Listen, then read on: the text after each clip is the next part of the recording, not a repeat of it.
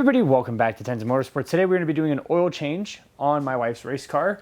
In a previous video we talked about that we are going over to Amsoil 5W40 thicker oil. That's what RevMatch, our tuner, told us to do. He said that's what he runs in any of his high performance tuned BMWs, the M54 B30, which is in this car. And I will have all of his information linked down in the description below, as well as all the BMW products and the oil that we use. So today is a little bit of everything. I want to go over some tips and tricks that led me to getting one of these for basically nothing, and a few other parts over here just out of camera frame that I've got for, again, basically nothing. And we'll go over everything in just a moment. Before we do, make sure you are subscribed to the channel. Like if you enjoy this type of content. Also make sure to check us out on Instagram, Tenza_Motorsports. So first off, I just want to talk about junkyards. If you go to a junkyard and you find an E46, always check the trunk. Spare tire well, those little cubbies that are on the side, like where the battery is. People will buy parts for these cars and they'll put it in the trunk. Oh, I'm going to do it, I'm going to do it, I'm going to do it. They'll put it aside. And you wouldn't believe how many parts I found in these cars that are new. This is an oil level sensor. It doesn't actually tell you your oil level. It just tells you when it's low. And I think I paid like 15 bucks for this, or 10 bucks or something like that. It's a Hella brand. And these, they're not expensive, but you know, $10. I also have a water pump, and then the radiator hosing that sits underneath the intake manifold. You know which ones I'm talking about. If you're an E46 person, you know exactly which radiator hoses I'm talking about. Somebody put them away and was like, oh, I'm going to do these. And their car got wrecked in the meantime. So I picked up the hose for like $5 a hose. They're Rain. Both of them are Rain brand. I think that whole trip there was like 30 or 40 bucks. And I got a brand new water pump, brand new oil level sensor, and a bunch of radiator hoses for like 35 bucks. So always check the backs of these cars, because that's not the only time I've ever seen parts in the back of a vehicle. I think I also have some front end bushings, just like some OEM ones. They were just in the back of a car. Just a tip that I've learned over the years going to junkyards and things like that. Next thing I want to talk about is this little guy right here. You can just barely see it. This is a magnetic drain plug. There is no reason not to have one of these. They cost, again, they cost little to nothing. It's hardly worth the shipping to do something like this, but they are absolutely worth it. It's not worth the risk to not have a magnet on your drain plug. Couple reasons. One, it keeps things that would have been constantly going through your oil. It'll hold on to those. And then it also kind of gives you some feelers of what your oil looks like. So you pull your drain plug, your oil comes out, and you can see some of the metal that's been floating around in your engine. You can actually go, okay, I can tell something's going on. I'm seeing a lot of shiny bits. I'm going to take the oil that I just pulled out and go get it analyzed, or whatever you want to do from that point on, or just go, oh, yep, it's just standard stuff, nothing to worry about, and put it back together. That's worth it every time. And I don't care what manufacturer you go through. Obviously, this BMW one I will have linked down below alongside this discount code here. Then you get extra savings off your order. No matter what brand you do, go do one of these.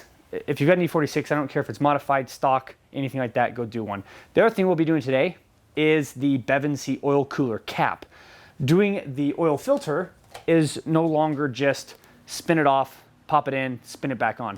It's a little bit more complicated, so I want to go over that. This car will actually be slightly more difficult than my white car. I want to show on this one, because if I can get this one to work without having to undo everything, then I would assume most of your builds are the same way. So let's get this up in the air, get the oil out, take a look at it, and then pop this in, and then pop in our new oil level sensor so that my wife stops complaining about the light on her dash.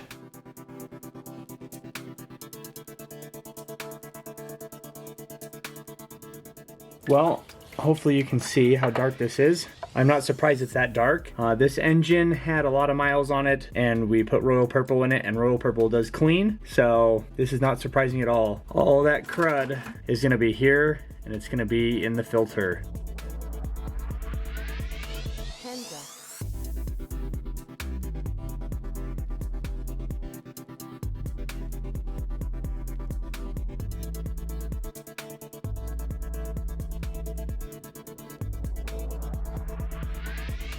Tenza.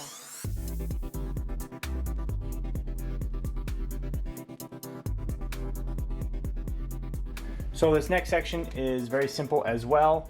We're going to be taking these two plugs off. This is your temperature and your pressure sensors for your BMW oil cooler cap. These are shadow motors, and I'll have those linked in the description below as well if you're interested. So ignore the fact that this tool I'm going to be creating here in just a second looks a little bit weird. For some reason I can't find my T25 in my 1/4 inch. So we're using T25 in the 1/2, but I'm just putting it on a little electric screwdriver. You don't want to force these any more than you have to. If you damage this, then you've damaged your oil cooler cap, so not a good thing. Once we get those screws undone, you'll be able to rock this back towards us. And the reason I said this is more difficult is because I don't actually have these sensors hooked up yet in my car, and my hoses kind of go out and around, so I've got a lot more room. Hers kind of just comes straight down here, and so they're going to be less flexible. So this is actually the harder oil cooler cap. If I can get this figured out, most of you should be able to figure yours out as well. So I'm gonna get those removed real quick. And unfortunately, the filter isn't underneath just this. You gotta pull this back and you gotta take off this next collar. There's a piece just underneath this, and I'll show you that in just a moment.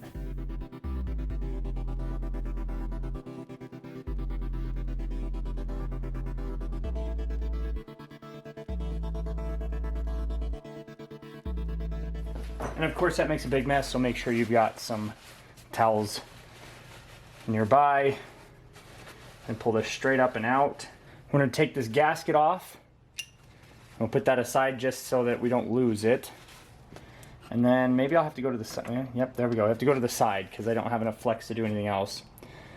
Now what we're going to do is run a couple of these back in, and we'll use a pry bar to spin this off. And again, same thing, you don't want to force it too much. You'll bend these. We're just going to run these in a little bit and then use a pry bar.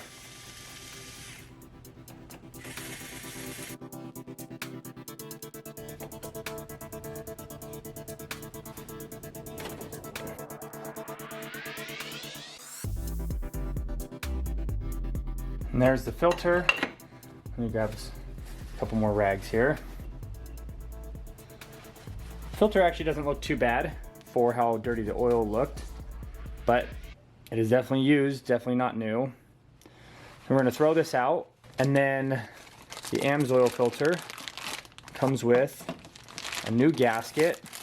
This gasket replaces this one. If you ever need to replace the gaskets on this, just take them off, take them to your local auto parts store and go get AC line gaskets. They'll be green, and just match them as closely as possible.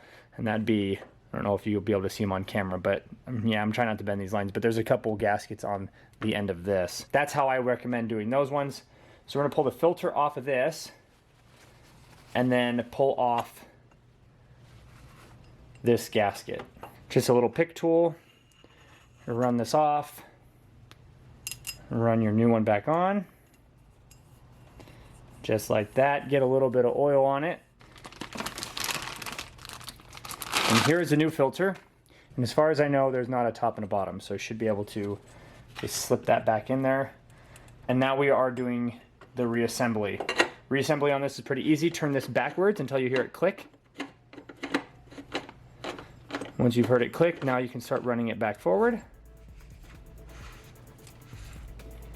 And the same thing how we got it out, we'll use our little pry bar to spin these down until it's snug. Don't crank it down.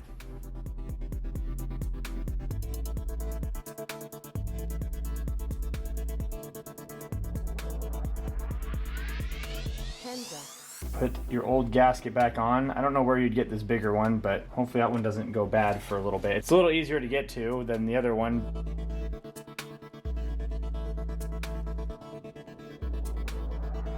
Okay, and then running these in, you gotta be super careful. What's nice about this screwdriver here, and I'll have this linked in the description because I use this all the time. What's nice about this is it will not let you put a lot of pressure on it. It stops. Maybe a couple pound-feet of torque is all. Just kind of nice. This screwdriver is really good for like hose clamps and things like this. But if you're trying to do, you know, torque and wheels, lug nuts, you're not gonna use this screwdriver. So I actually use that screwdriver way more than I thought I ever would.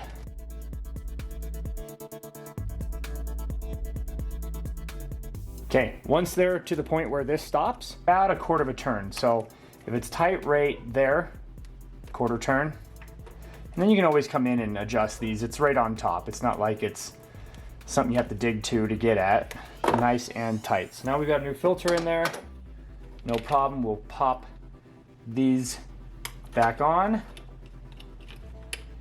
right, now all this is put back together. I believe it takes 6.5 quarts still, even with the added oil cooler. I think there is some oil that stays in the cooler, so hopefully it's not a ton, but we're gonna put 6.5 quarts in it, and then I'm gonna drop the car because you don't wanna take an oil reading while it's at an angle like this. So let's get that done.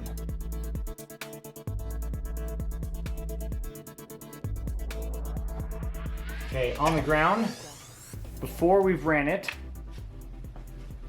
I'm not sure if you can see that here because the light behind us for some reason turned off in my garage. There's low, high. We are like 1/4 inch above high.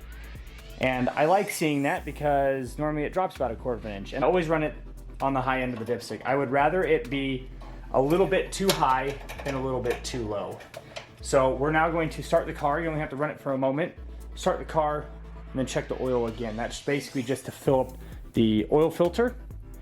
And that's where that 1/4 inch is gonna go. And then we should be right on the mark for being just a touch on the high side.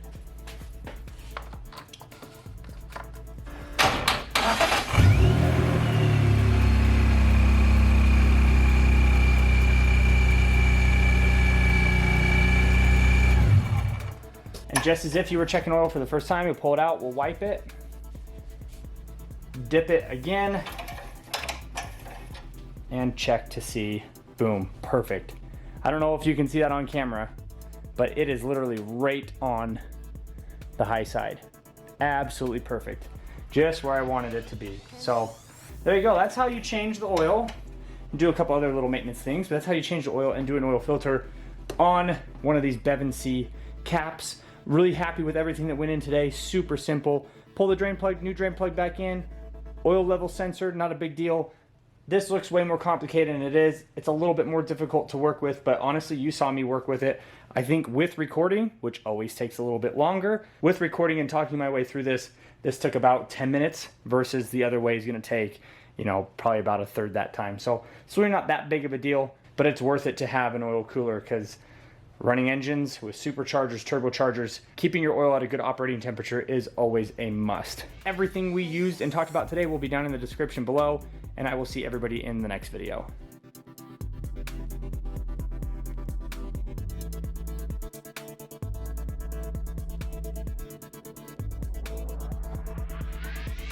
Tenza.